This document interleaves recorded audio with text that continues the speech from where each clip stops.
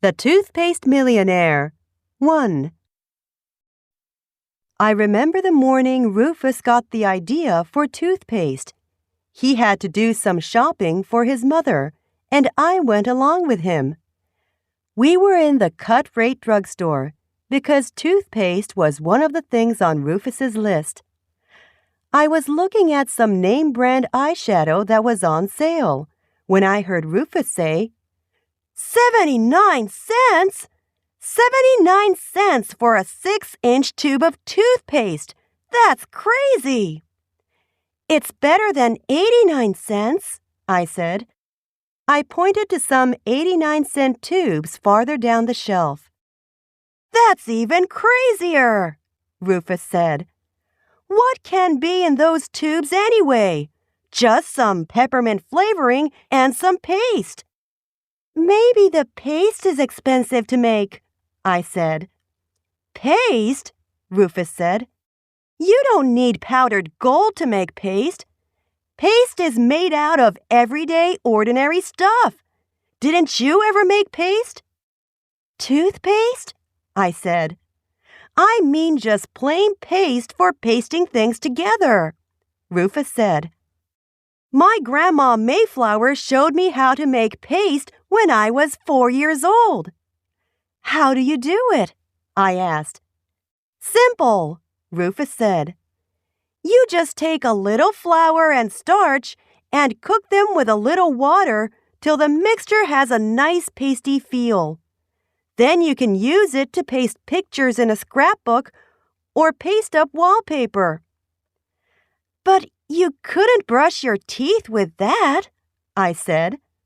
Well, I don't know, Rufus said. I never tried. But I bet toothpaste isn't any harder to make. Anyway, I'm not paying any 79 cents for a tube of toothpaste. Rufus crossed toothpaste off his mother's shopping list. But your mother said to get toothpaste, I said. You can't help it if it's expensive. I'll make her some, Rufus said. I bet I can make a gallon of it for 79 cents.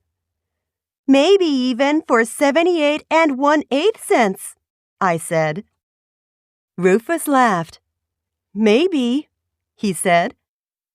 Hey, I said, do you think you could make eyeshadow too? It suddenly struck me that 69 cents for a smidge of eyeshadow about as big as a nickel, and that was the cut-rate sale price, was a little bit expensive too. Eyeshadow's a kind of pasty stuff, I told Rufus. Maybe if you just added coloring to toothpaste. Maybe, Rufus said. But what's the point? Nobody really needs eyeshadow. If anybody's crazy enough to pay 69 cents for something he doesn't need, I can't be bothered about him. But everybody needs to brush his teeth. If I could make a good, cheap toothpaste, that would be worth doing. I decided not to buy any eyeshadow. Rufus was right. Who needed it? In addition to which, I didn't even like eyeshadow. I had tried it, and I didn't like the feel of it or the bother of putting it on. But some of my friends were buying eyeshadow and trying out new shades and talking about which brand was the best, and I just got into the habit of going along with them. Rufus, I said, as we rode our bikes home, I'm going to tell you something I've never told anyone before. I hate eyeshadow. I really hate it. I don't care too much about it one way or the other myself, Rufus said. And it just occurred to me, I said, that if I never buy any eyeshadow for the rest of my life, I'll probably save at least $10 a year.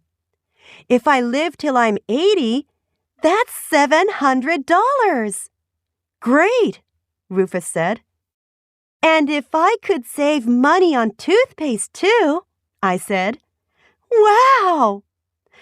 I was thinking about how easy it would be to get rich just by not buying things the stores want you to buy.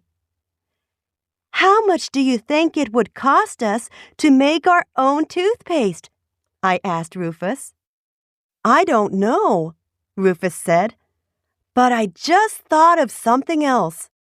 You know what I used to brush my teeth with when I stayed at my Grandma Mayflower's in North Carolina? You know what my grandma uses to brush her teeth? What? I asked. Bicarbonate of soda, Rufus said. Just plain old baking soda. You just put a little of the soda powder on your toothbrush. Bicarb? I said. That's the stuff my mother tries to give me when I feel sick to my stomach. Bicarbonate of soda in water. I can't stand the taste. Really? Rufus said. To me, bicarb has a nice refreshing taste, sort of like 7-Up without the lemon-lime flavor. But who wants to drink 7-Up without the lemon-lime flavor? I said. That's the whole point of 7-Up. I guess you're right, Rufus said. I guess that's why more people don't brush their teeth with bicarb. The next afternoon, when I stopped by Rufus's house to borrow his bike pump, he had about 50 bowls and pans scattered around the kitchen. What are you making? I asked. I already made it, Rufus said. He handed me a spoon and a bowl with some white stuff in it. I took a spoonful. Don't eat it, Rufus said. Just taste it. Rub a little on your teeth. I tried a little. How does it taste? Rufus asked. Not bad, I said. Better than the kind my mother buys in the pink and white striped tube. How'd you get it to taste so good? A drop of peppermint oil, Rufus said.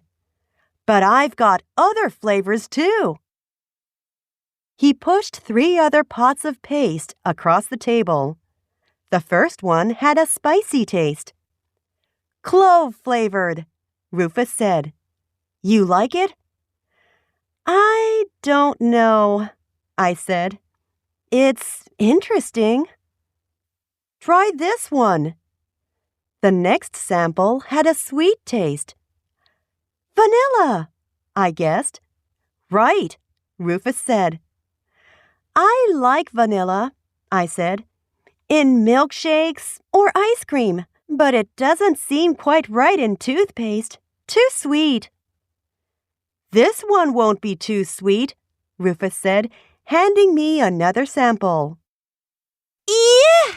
I said, and ran to the sink to wash out my mouth. What did you put in that? Curry powder, Rufus said. You don't like it? I thought it tasted like a good shrimp curry. Maybe it does, I said, but I don't like curry. Rufus looked disappointed. I don't suppose you'd like it almond-flavored either, he said. I made some of that too, but I decided not too many people would take to almond.